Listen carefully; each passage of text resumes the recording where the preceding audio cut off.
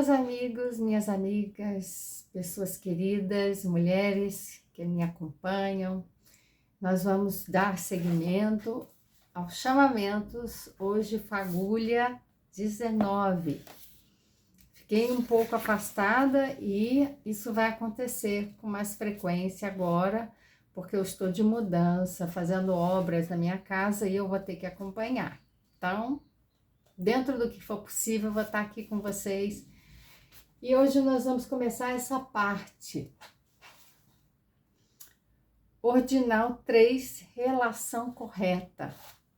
Lembra que nós falamos, no primeiro momento, nós tivemos a intenção correta, depois a percepção correta, e agora nós vamos começar a falar de relacionamento.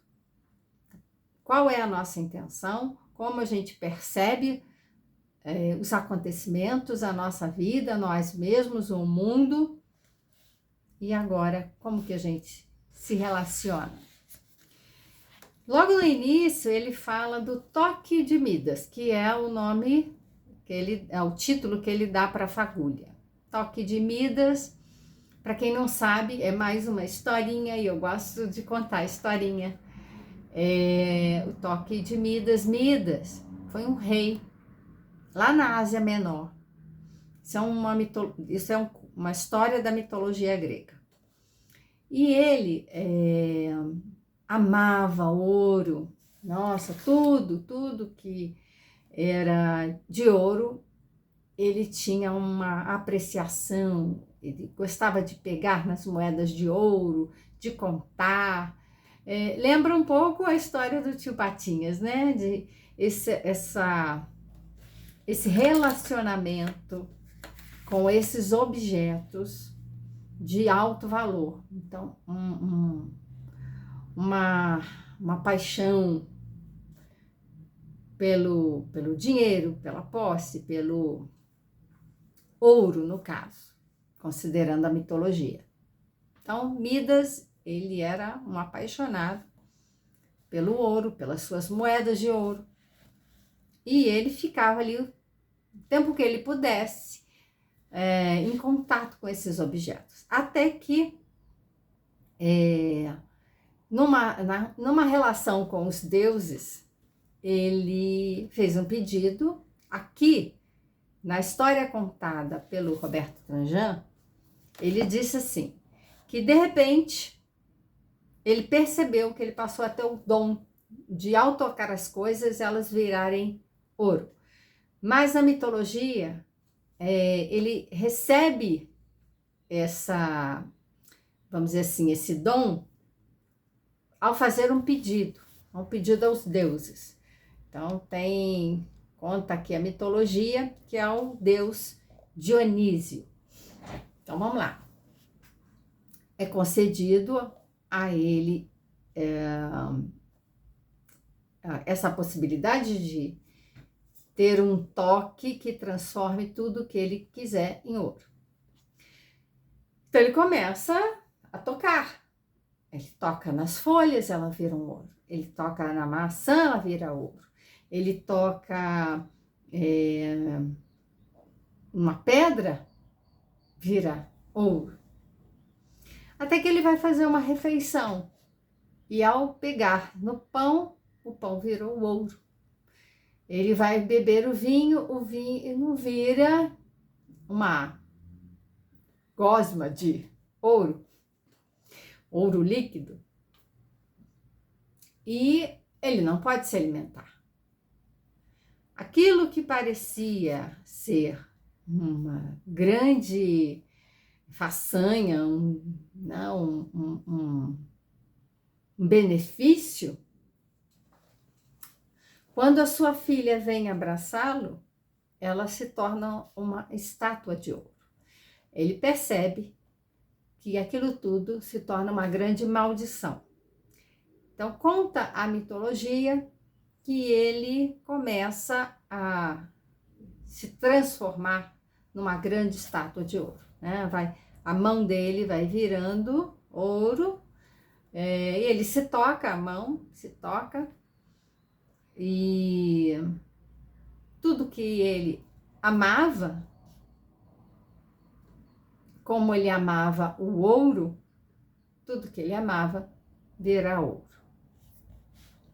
A discussão que ele traz a partir da mitologia, né, desse conto, é entendermos que existem duas dimensões, uma do sujeito e uma do objeto.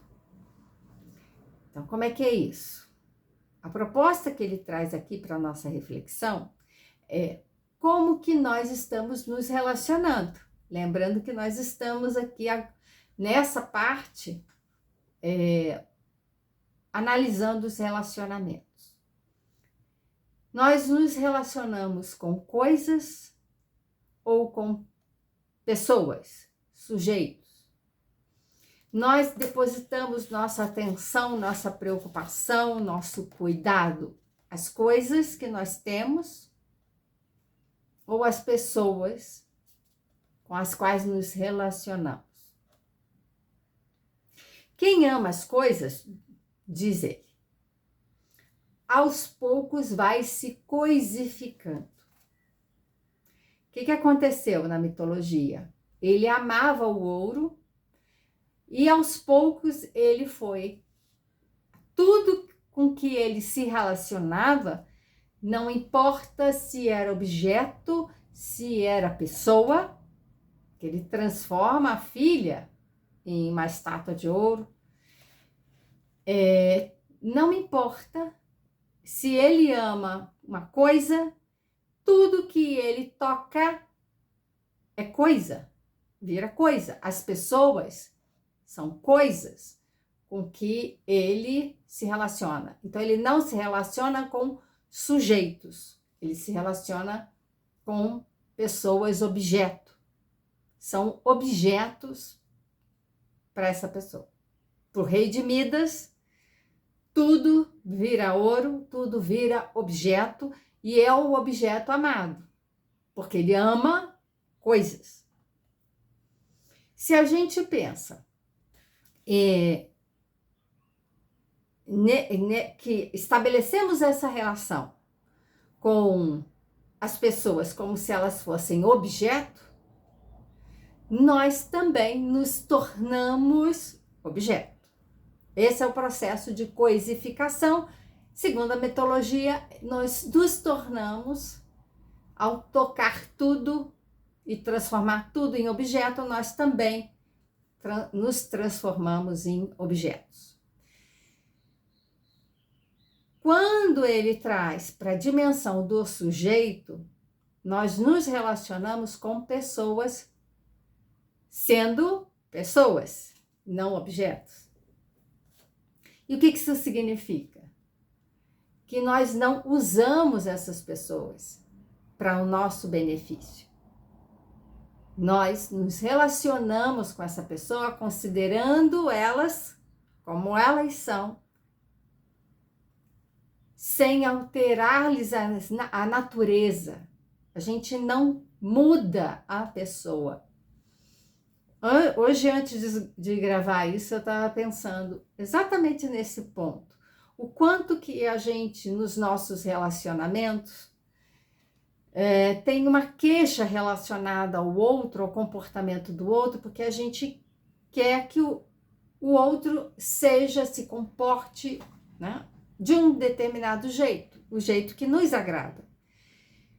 Com isso, eu desconsidero quem o outro é. Eu não amo aquela pessoa por ela ser quem ela é.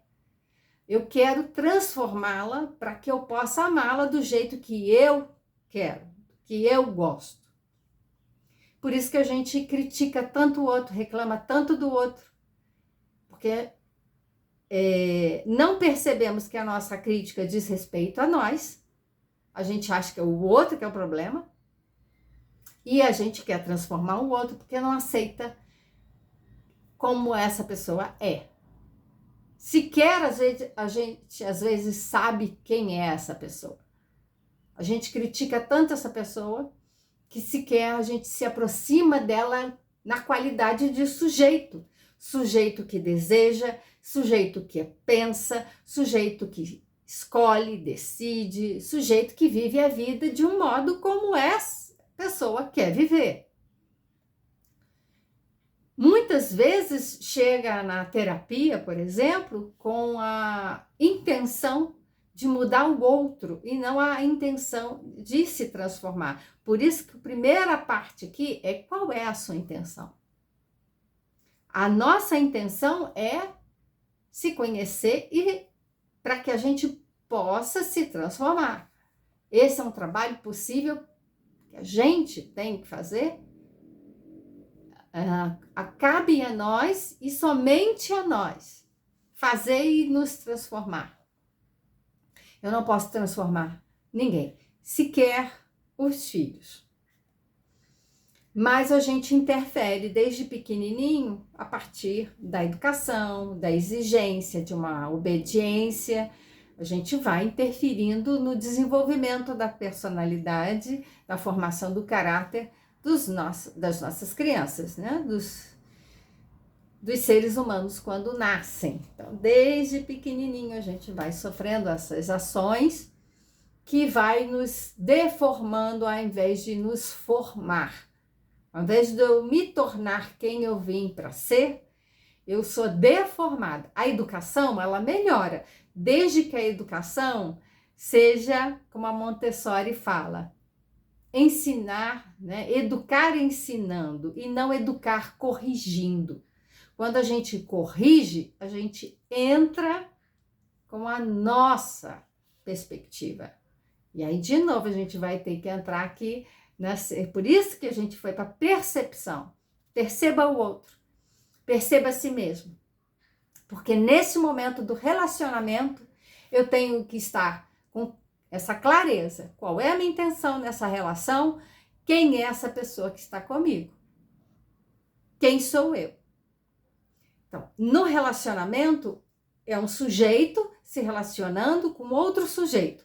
Um sujeito que tem vontade, desejo, valores, tudo que a gente já conversou. Que vai se relacionar com outro sujeito que tem vontade, desejos, interesses, crenças, valores. Pensa diferente, sente diferente e age diferente no mundo. Esse é o nosso maior desafio. Estarmos aqui no mundo para nos relacionarmos com quem é diferente de nós e muitas vezes nos aponta, nos espelha e nos revela os nossos problemas, porque vamos pensar assim, como que eu sei que eu preciso melhorar? Se eu não estiver na relação com o outro. Por isso que o egocentrismo, o egoísmo, o egocentrismo, né, voltar-se para o ego, para si mesmo, não permite que a gente se transforme, melhore. A gente fica no nosso mundo achando que nós somos perfeitos e que os outros é que têm defeitos. E aí ele coloca aqui uma lembrança de uma frase de Milô Fernandes, né, que ele coloca: vale lembrar o saudoso Milô Fernandes. O importante é ter sem que o ter te tenha. Então, na nossa relação com as coisas, não possuí-las, mas simplesmente fazer um bom uso das coisas para determinados fins. Agora, se o fim está em possuir as coisas, aí já transformamos tudo em coisas, todas as pessoas em objetos e nós próprios nos transformamos em objetos. Objetos de desejo também. E aí ele nos convida para a atividade. Então, pega o seu caderninho, aproveita que a gente está com os vídeos mais espaçados, dá tempo de assistir e fazer as atividades. Então, pega um caderninho e faça uma lista com o nome das pessoas com as quais você se relaciona. Todas as pessoas, né? Filho, companheiro, companheira, os familiares em geral que a gente se relaciona, amigos, coloca tudo, pessoas do trabalho, grupos de amigos da escola, né? Assim, a gente, grupos da religião, aqueles que a gente tem algum relacionamento, algum compromisso ali de trabalho, anota. Ah, é uma lista grande. Anota. Vamos lá. Vamos fazer a atividade. E aí nós vamos pensar, olhando para o nome dessa pessoa, o que eu sei sobre ela? Então anota aí. O que eu sei sobre essa pessoa? É a primeira pergunta que você vai fazer para cada nome. Quais são os medos que ela tem? É uma pergunta, vai pensando. Quais são os sonhos, os desejos que essa pessoa tem? São pessoas de desejo. Sujeitos de desejo e sujeitos que têm os seus medos, as suas emoções, seus valores. Então, a gente pode incluir aqui. Quais são os valores? Até que ponto elas realmente me conhecem? Será? Vamos analisar agora. Quando eu me relaciono com essas pessoas, elas me conhecem? Até que ponto eu as conheço? Perceba, faça esse exercício de percepção também. No meu relacionamento com elas, essas pessoas têm um contato comigo, nós temos um relacionamento íntimo, íntimo no sentido de trocarmos intimidade de nossas histórias de vida, né? Que ela nos conheça os nossos defeitos, conheça os nossos momentos de alegria, as nossas vulnerabilidades, fragilidades. Nós conhecemos dessas pessoas que nós nos relacionamos? A partir de hoje, cheque todos os dias se a pessoa com a qual você vive ou trabalha é a mesma de ontem. Então, nós vamos também observar. Vocês vejam que é um exercício diário. Então, vamos ficar aqui um tempinho fazendo essa atividade e observa. Essa pessoa é a mesma? Não? Sim? Onde que mudou? Né? Em que aspecto? Registre as suas respostas e as suas impressões. Suas respostas são suas impressões. E essa é a atividade de hoje. Nós vamos começar a trazer essa perspectiva, né, de observarmos e tomarmos consciência da qualidade dos nossos relacionamentos. E eu te vejo na próxima fagulha.